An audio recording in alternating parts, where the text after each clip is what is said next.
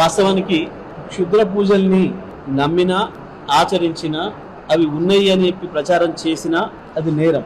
ఒక మంత్రి స్థాయిలో ఉండి క్షుద్ర పూజలు ఉన్నాయని చెప్పి చెప్పడం, ప్రజల్ని నమ్మించే పని చేసిన కోమటిరెడ్డి వెంకటరెడ్డి కూడా నేరస్తుడే.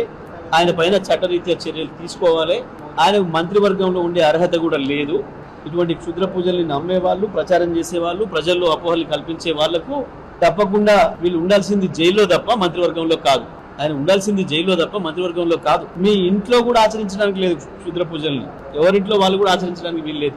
అవి లేని మహిమలు ఉన్నాయి అని చెప్పి ప్రచారం చేసే హక్కు ఎవరికి కూడా లేదు. అది సమాజంలో ఒక చెడు పొగడల్ని తీసుకొచ్చే సాంప్రదాయం. గతంలో మనం చూసినాం, మనం నెల 2 నెలలకు ఒక వార్తనే వినేది గతంలో, ఈ క్షుద్ర పూజలు చేసిరన్న వాళ్ళను ఊరంతా కలిసి చంపేసిరని రకరకాలుగా.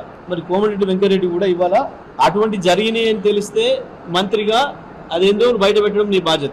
లేదు అవి ఉన్నాయి, దానివల్లనే అక్కడ ఏదో జరిగింది అని కనుక నువ్వు చెప్పింది ఏదైతే ఉందో ఇది పూర్తిగా శిక్షార్హమైన నేరము.